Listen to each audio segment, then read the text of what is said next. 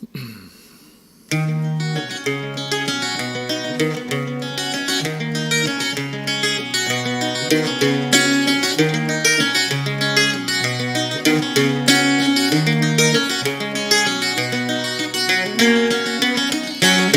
the lowlands of Cregan there lives a white hare, as swift as the swallow that flies through the air. You may tramp the world over, but none to compare to the pride of old Cregan, that bonny white hare. One clear autumn morning, as he will suppose, over in golden sun o'er the green mountain they rose. Barney Conway came down and he did declare, "Oh, this day I'll put an end to the bonny white hare." So he searched through the lowlands and down through the glens, all among the wild ditches where the white hare did ends, till at last coming down over the heather so fair, from behind the wild thistle out jumps the white hare.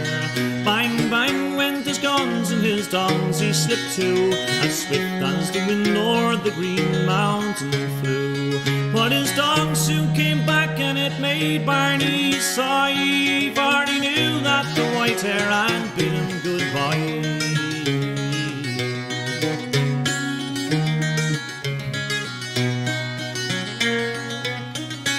And we're some jolly sportsmen down here from Pomeroy, from Cookstown, Dungannon and likewise the Moy. With our pedigree greyhounds we travel from far, and we've come down to Cregan in our fine motor car. Oh, well, into the lowlands these huntsmen did go, in search of the white hare they'd look high and low, till at last Barney Conway from a bog bank so rare shouted out to the huntsmen, "There lies the white hare." So they called up their greyhounds from off the green lea, Barney and the huntsmen all tied with glee. It was there on the bog bank all gathered around, 7 dogs and 9 men did that poor hare surround. Oh, no wonder that her white hare did tremble with fear, as she stood on her hind legs she would raise her big ears. As she stood on her hind legs with one gallant spring, she jumped over the greyhounds and broke through the ring. Well, that chase it went on, it was a beautiful view, as swift as the wind o'er the green mountain flew. But those pedigree greyhounds, they didn't run far. They came back and went home in their fine motor car.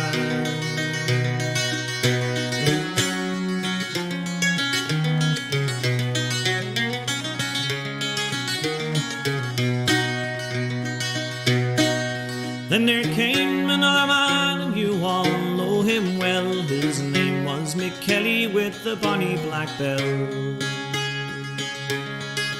Oh, in search of the white hare today I'll have fun. I'll bet 50 to 1 my black bell will her turn. 5 turns the hare got then from bonny black bell, and the 6th one was given around Gian Hoggy's well. It was there we lost sight of the hare and the dog, and then 10 minutes later came more the black bong. Well, that chase it went on, it was great for to see, the white hare and the black dog both their own light and free, till she travelled to Westcar where she knew the lands well, and to bonny black Bella there soon bid farewell.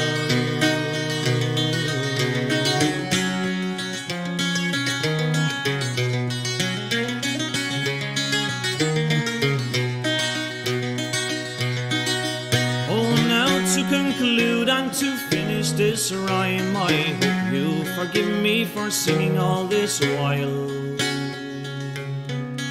If there's any amongst you in Carrickmore fair, please drink up a health to that bonny white hare.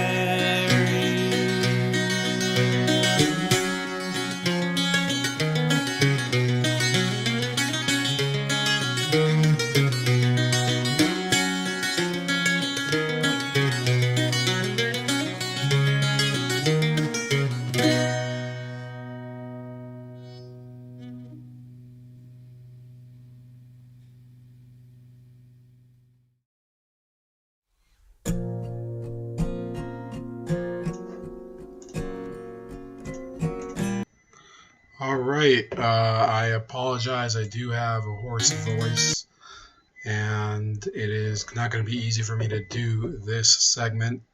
No, we're not going to be talking NFL, Arjun. Shut up. It's the wrong season. It is over, so we'll probably talk about that, maybe never, because there's other shit we have to talk about that we don't have time for. Also, sorry for the hair. I just got out of the shower and never combed it.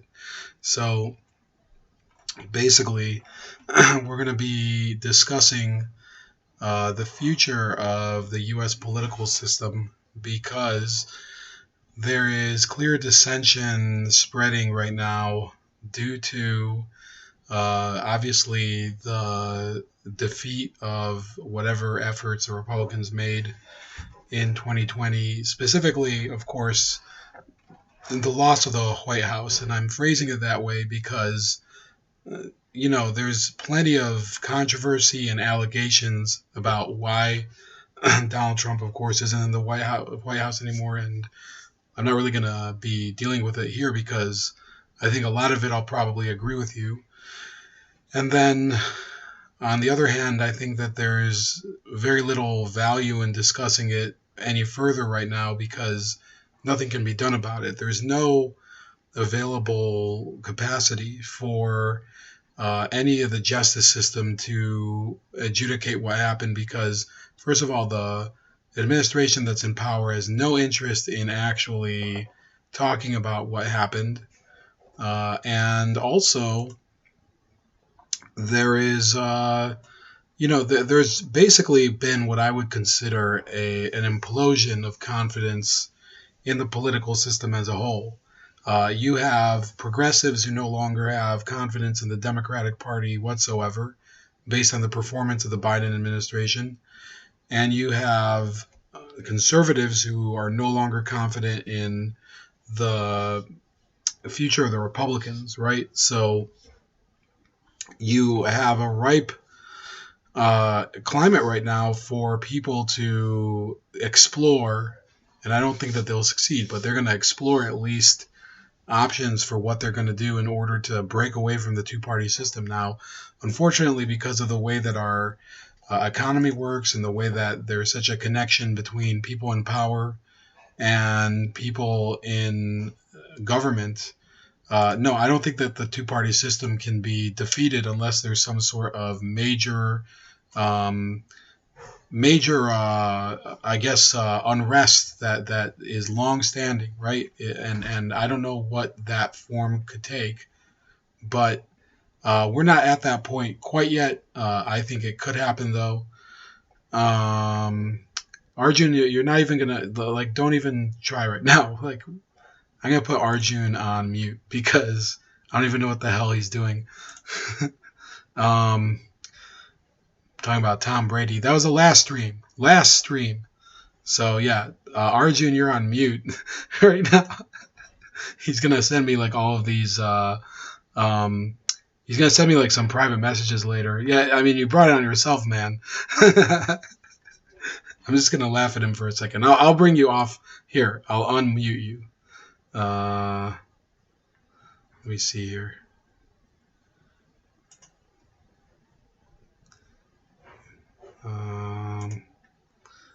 Man, what a waste of time here.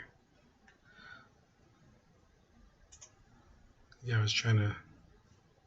Okay, we'll see here. View deleted message. Okay, so... Yeah, I don't know how that happened. Okay, here we go. So yeah, he's in timeout. In any case, yeah, what a mess, man. Don't get me off topic. So...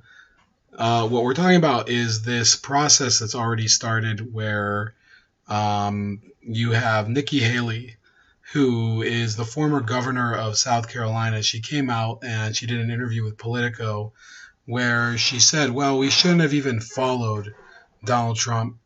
That was a mistake, and we're not going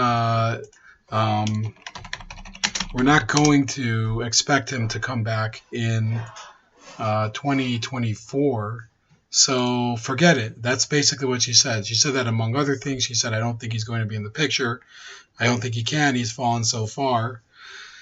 And Haley's comments may cost her some support among Trump's base, a constituency that will be important to any future Republican nominee and one that he had worked hard to avoid offending since leaving his administration in 2018. Now, I could tell you that this is not going to maybe alienate her from Trump's base. She is done, and it's particularly fascinating for me that many people continue to hold her out as the premier candidate, and I'm talking about people I know. They like her, Nikki Haley, for a number of reasons. First of all, that she's female, that she's a minority. She's I believe she's half Indian, if not fully Indian by ethnicity, and she is also, I would say, also like many times it's because she has a very strong pro-Israel stance. And that's one of the reasons that I think that people are delusional about her potential for being a nominee for president, right?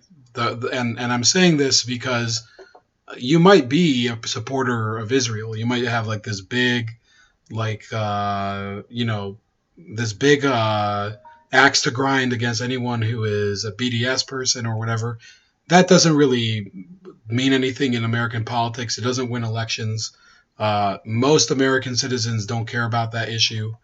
And in my mind, I think she's going to be essentially, and I'm going to talk about it later, probably in an article, she is going to be trying to take the Lindsey Graham role, right? Lindsey Graham ran in 2016 for president, basically as the candidate for the defense contractors and using the AIPAC, stuff, the AIPAC narrative, saying, this is about me, this is about what I do in order to help Israel and everything. And I'm not saying this because I think it's wrong for the U.S. to have a good relationship with Israel. Far from the case, right? Because, given my own personal history, given my own, my family history, I'd want nothing but good relations between the U.S. and Israel, and also between the U.S. and any other country. But it doesn't matter. It's not really an important policy position because in most cases, the president does not really put forward a very significantly different policy towards Israel. I think Trump was probably the most unique case, and people credit that to Nikki Haley, even though she's irrelevant to it. She was in office for about 2 years as the U.S. ambassador to the United Nations, and it's not a really important position for those of you that don't know. Basically, when the U.S. has an ambassador to the UN, that person goes in order to, vote, say no to certain things. They don't actually have much political power. You get to grandstand a lot. And that's why Nikki Haley is so popular among that faction of the GOP that thinks that what we need is somebody who's basically going to be, saber rattling and talking about Iran and Israel. That's not what gets people to get in line and vote. And if you think that it is, then you ought to drive a couple states over and talk to real people with real problems that are seeing, their children have to deal with a curriculum in schools that demonizes them as a person, that doesn't address drug addiction, that doesn't address the real underlying problems in our society, real problems in terms of unemployment and things like that. So I want to make it clear here that I think Nikki Haley is a horrible candidate. And there's going to be many people who, over the next couple of years, are going to try to continue to pretend that she's going to be a real candidate. But with this one act, I think she's put an end to any chance of actually winning the nomination, let alone the White House, because the majority of voters who chose Donald Trump in 2020 or in 2016, they're not going to go for someone who said things like, "Oh, I don't think he's going to be in the picture. I don't think he can. He's fallen so far. She says she was disgusted by his conduct on January 6th, and she hasn't really voiced any defense of him during the current impeachment trial. And I would say that it's very telling that at the same time that Nikki Haley's distancing herself from Donald Trump, you even see Alan Dershowitz, who was never a partisan supporter of Trump, and in fact, he at one point said, "Yeah, I'm probably going to still vote for Joe Biden because Alan Dershowitz is a pro-choice liberal." But Dershowitz has repeatedly, invoked the First Amendment and all other free speech protections and other elements of constitutional law, such as bills of attainder, in order to say, no, this is not a constitutional trial. And therefore, I would set out and say that it's even more likely, believe it or not, that Alan Dershowitz, this uber liberal person, I would never vote for him personally, but he would be a more likely candidate for the nomination for the Republican Party in 2024 than Nikki Haley, right? So that's basically what I'm getting at here. The Newsweek article here shows that the Trump trial can't be fair because of both sides of the aisle. Trump was impeached by the House of Representatives for a historic second time in January following the deadly insurrection of the Capitol. Fast forward here, it says, let's understand the whole context. The trial is presided over by a senator who's already expressed his views. The jurors are not only witnesses, they're victims of what happened in the Capitol.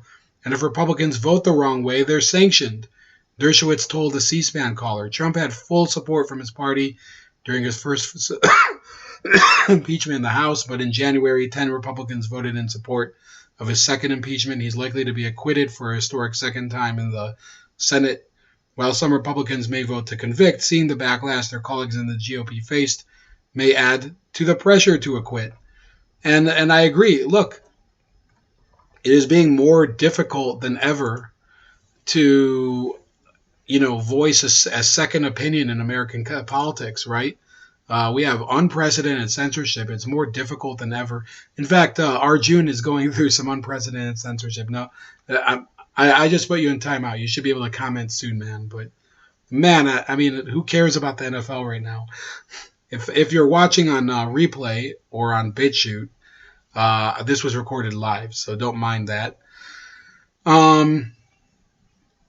But in any case, this isn't just a matter of Nikki Haley, right? So you have, where is this? So Adam Kinzinger actually came out. Adam Kinzinger is another anti-Trump Republican. And he said that she can't play both sides. He said that she can't have it both ways after publicly breaking with former President Donald Trump. You can't play both sides anymore, Governor. Pick country first or Trump first, Kinzinger wrote in a Friday tweet. The tweet from Kinzinger came in response to a recent interview conducted by Politico with Haley, who previously served her ambassador role under Trump. She spoke about Trump and his role in the deadly January 6th riot at the U.S. Capitol when the then president's supporters breached the building in protest of Congress certifying the results of the 2020 election. So it says here, we need to acknowledge he let us down, Haley said. He went down a path he shouldn't have, and we shouldn't have followed him, and we shouldn't have listened to him. We can't let that ever happen again. The former Republican South Carolina governor told Politico that she had not spoken with Trump since the insurrection and responded to the criticism former Vice President Mike Pence faced from Trump. On January 6th, Trump attacked Pence via Twitter, saying that he didn't have the courage to overturn the results of the election despite Pence having the authority to do so.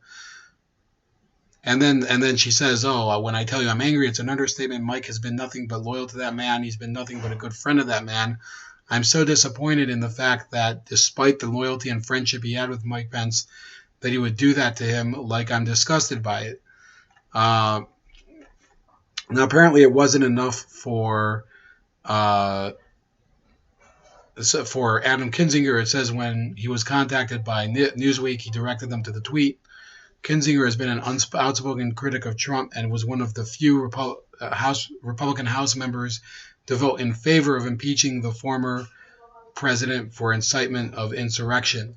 Trump's second Senate impeachment trial is currently ongoing, and his legal team is scheduled to present its defense of the former president on Monday. So,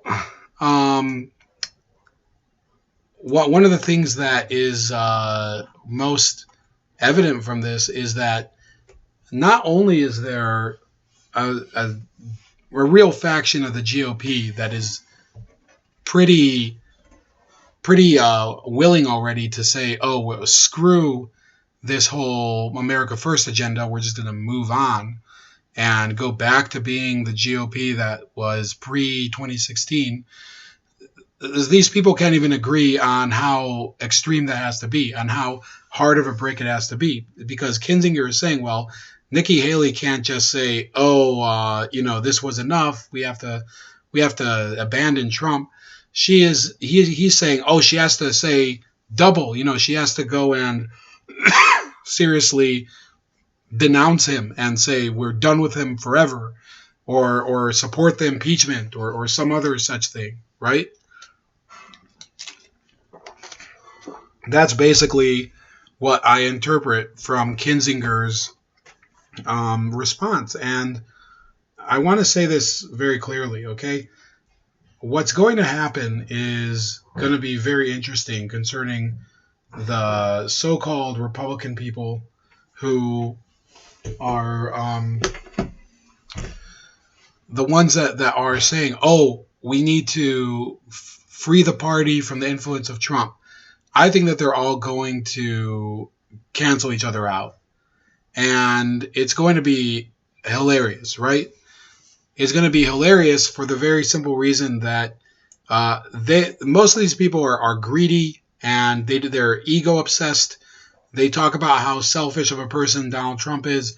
That's fine as far as I'm concerned. I don't think that he's perfect by any means. I think he was certainly flawed. I think we now know that he was not really capable of producing the change that would need to reform the country. I don't know if there ever will be a person.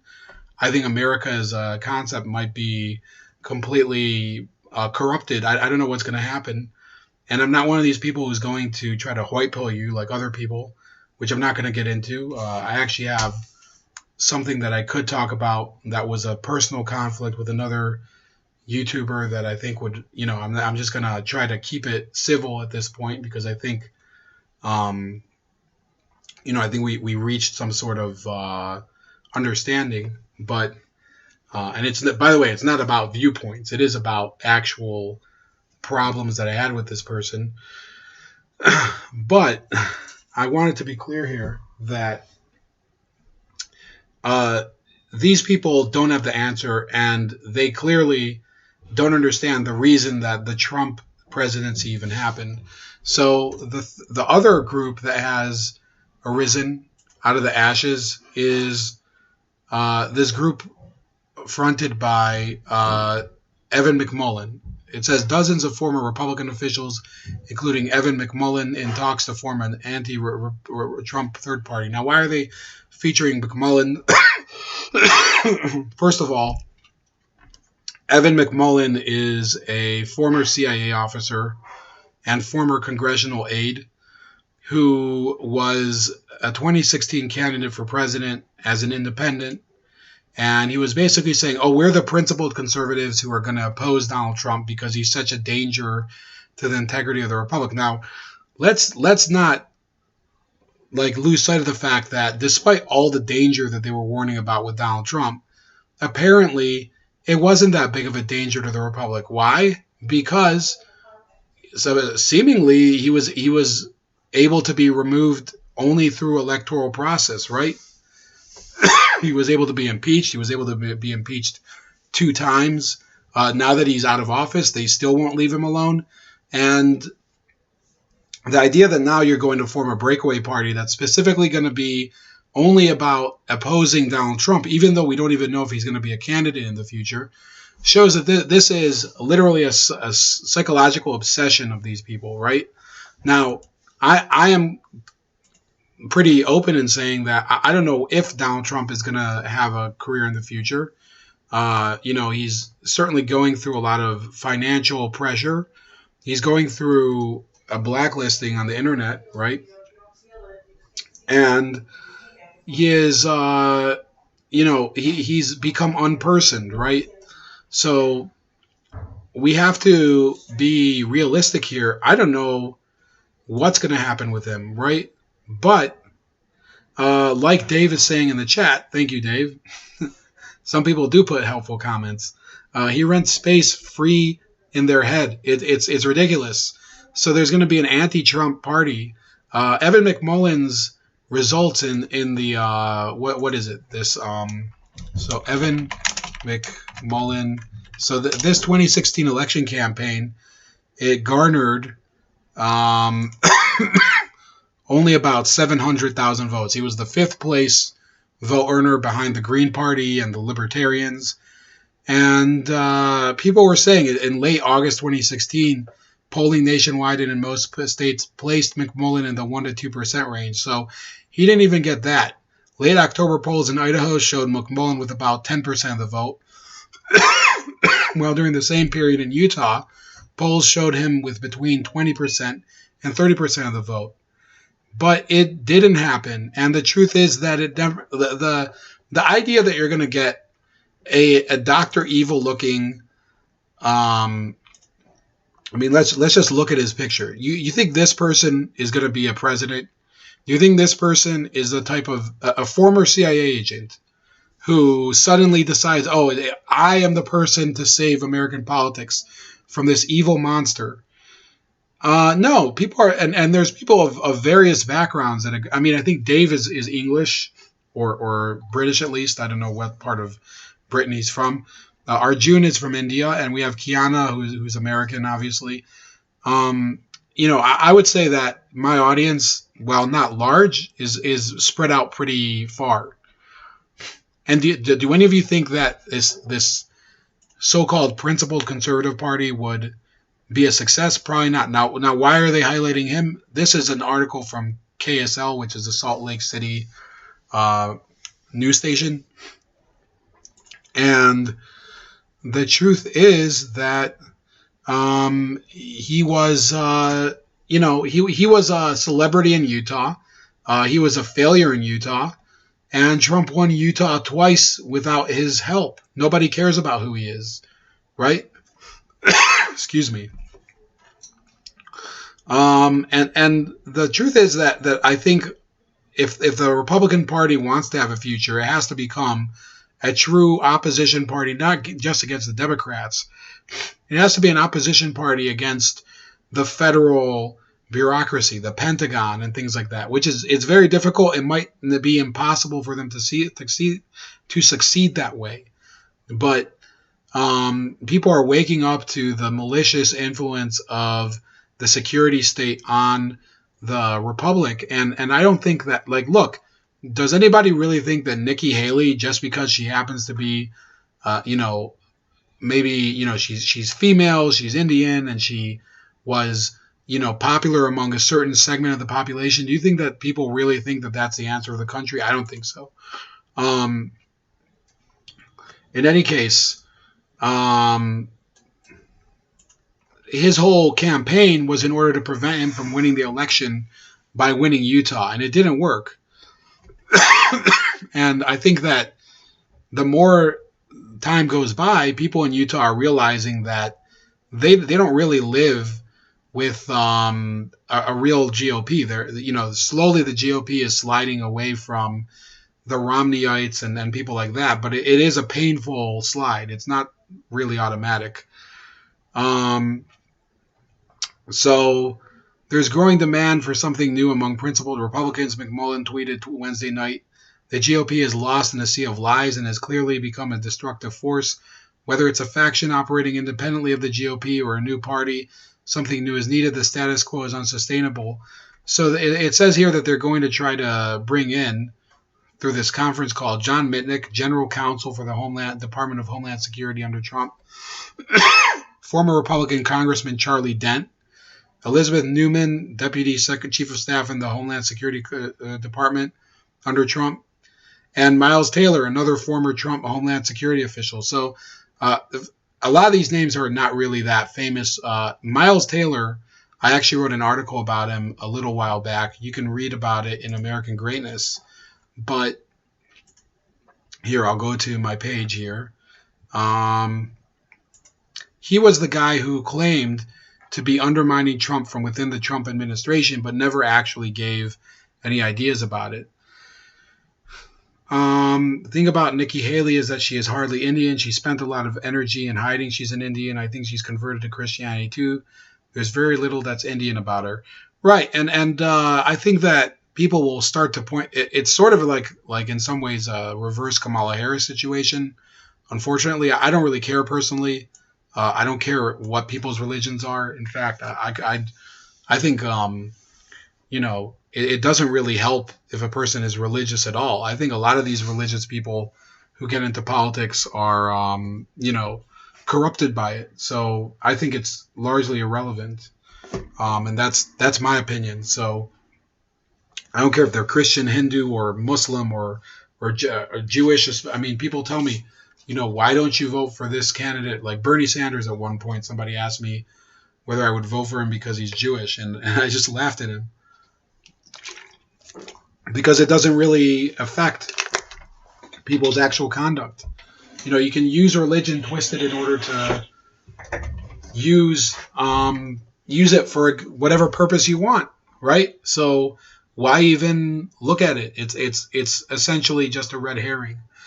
So yeah, I don't think that she's going to be a good candidate. Not even from that perspective. I think that's a fair observation.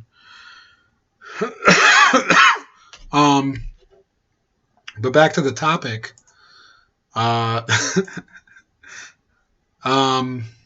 You do have this issue right now where there are Republicans who are coming out of the sofa and saying that we're done with America first. We're back to corporations first. We're back to Raytheon first, or Northrop Grumman, and I respect those companies' ability to make money and produce whatever they're producing, but they don't get to run the country. That's my difference from the Republican Party. It's one of the reasons I never joined the party, right? Arjun says religion matters in India. It's the political identifier, like race is the identifier in the U.S. Well, it doesn't happen in India. The fact is that you've had Hindu politicians that have been bad in the past. So who cares, right? I know that you've had a Sikh president, I believe, or prime minister, Manmohan Singh, but who cares? So now you have a Hindu politician who might be better, but you've had Hindu politicians who are awful too in the past. So what difference does it make?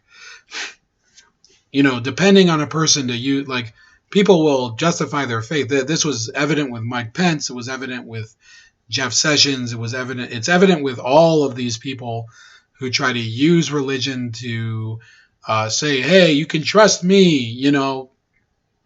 I take my kids to church. That's actually why Evan McMullen was a shitty candidate, because all he would talk about is faith in God, because he was a Mormon and stuff. Like, who cares if you're a Mormon, right? I don't give a shit, right? I don't care if you drink or don't drink, or wear whatever they wear under their clothes or whatever. I've never even met a Mormon. I don't care at all, right? Personally, I don't think the Mormon religion is really a very let's just say I think the Mormon religion is a very odd religion, and I'll leave it at that, because I'm not disposed right now to talk about it at length. So, no, I think that Donald Trump changed politics for the better as much as he could, and he still failed. And these people are trying to say, well, because he didn't do this the way we wanted, we're going to go back to behaving the way we did until he came to power, and therefore screwing the country over and failing over and over again. They're going to lose elections. That's what they want to do. And don't get me wrong. I think that they're going to fail also to win the party, which I'll get to before I finish. Another important thing, even The Intercept, which has cocked very hard for the Biden administration, has admitted that. So that they're the people who they pushed out Glenn Greenwald, one of the few people on the left who actually believes in any freedom of speech. So they've come out and admitted that the Biden administration's continued push for Julian Assange's extradition is bad news for journalism. Thanks for stating the obvious. Who was Obama's Senate rival who got caught visiting sex dungeons? I don't know. I don't think he was actually in the Senate, but I didn't know it was that either. But yeah, you're talking about a real problem right now. Those people who are saying, "Oh, we need to save republicanism, we need to save conservatism." Let me put it this way, okay? Kiana is saying because he didn't help us steal more money, he's out. Exactly. That's their mindset. I think she's paraphrasing the mindset of the average politician, GOP and Democrat. The problem with what they're trying to do now. McMullen is talking about, we need principled conservatives. Let me lay it to you very simply, okay? If you are not dead set on fighting abortion, you are not a principled conservative in the United States, okay? I happen to be pro-life. I don't believe that if you're pro-choice, you belong in the conservative movement. And that's something that's a hard no for me. If any of these people, and by the way, while they were doing all their fake principled conservatism shit, under Trump, none of them really said anything about Planned Parenthood. None of them said anything about these laws as happened in Virginia that would allow abortion up to the actual birth of the child, right? And for me, that is one of the hardest lines that I take, abortion, right? And if you're pro-choice, I don't think you belong in the conservative movement or the libertarian movement. From my standpoint, as a person who's more of a libertarian than a conservative, pro-life and anti-abortion beliefs is one of the few real conservative commonalities that I have, because on many things I disagree with them. I believe in separation of church and state. I believe in legalizing marijuana and other controlled substances, right?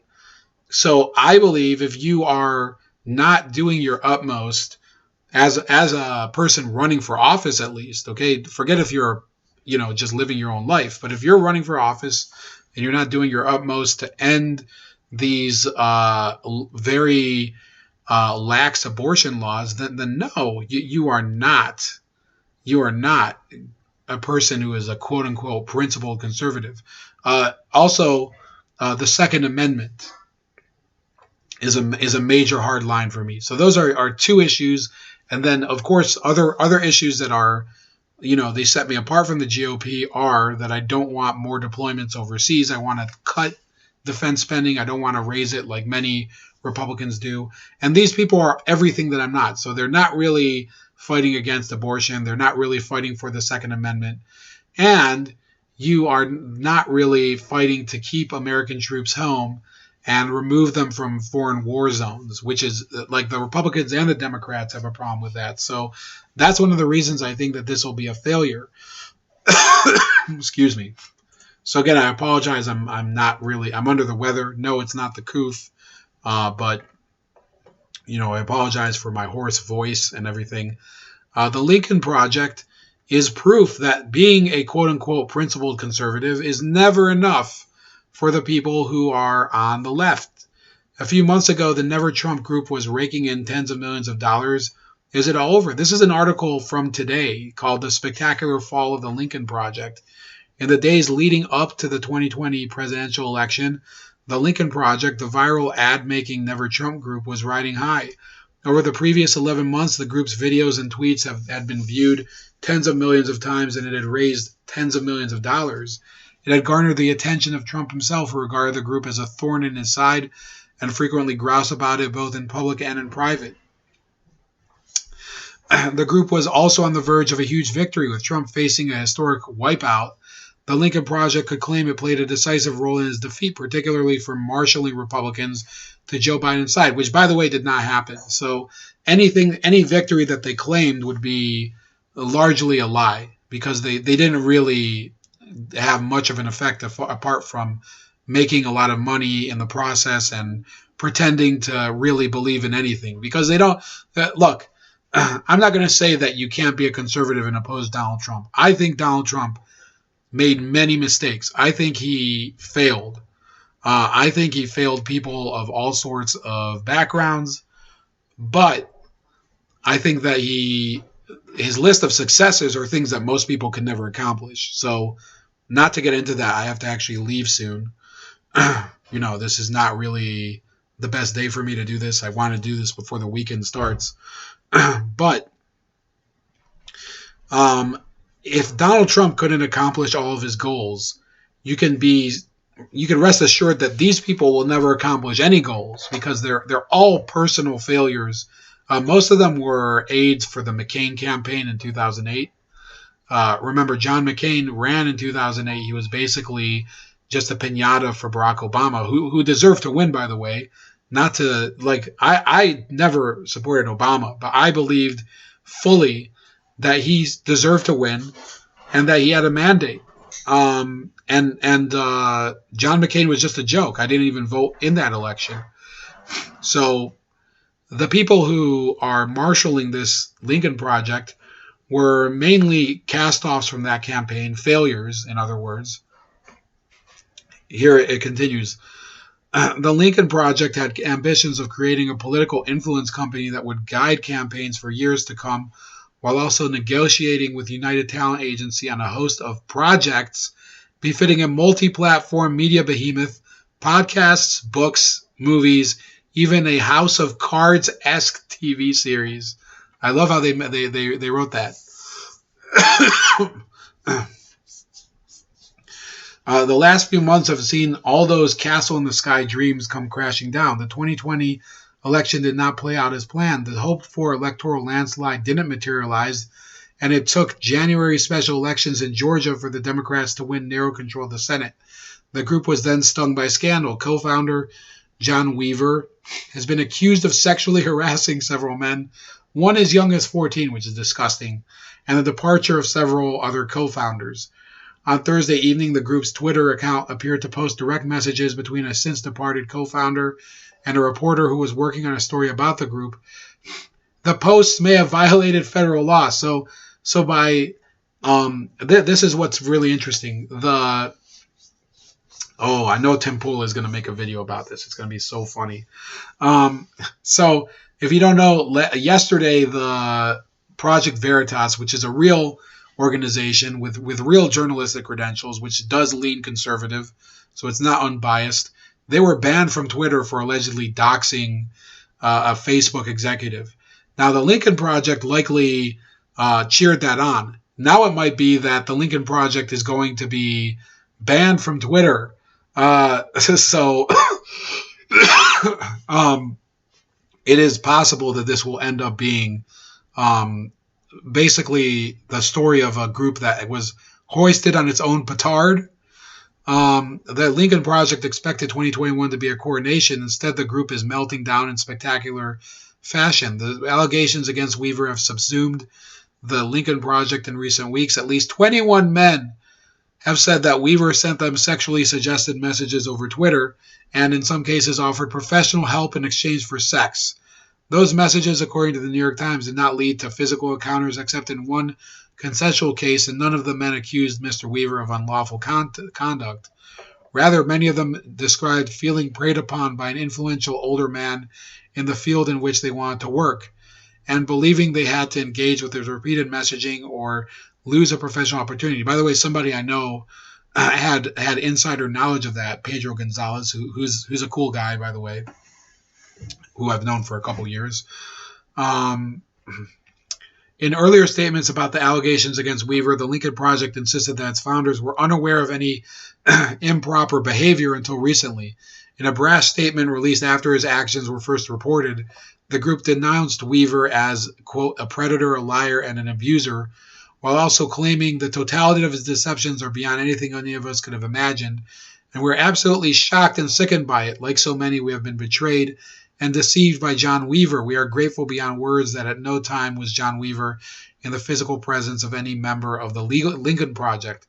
So that's what's really funny, that he was a co-founder, but he was never in the physical presence of any member. So how close was this group at all?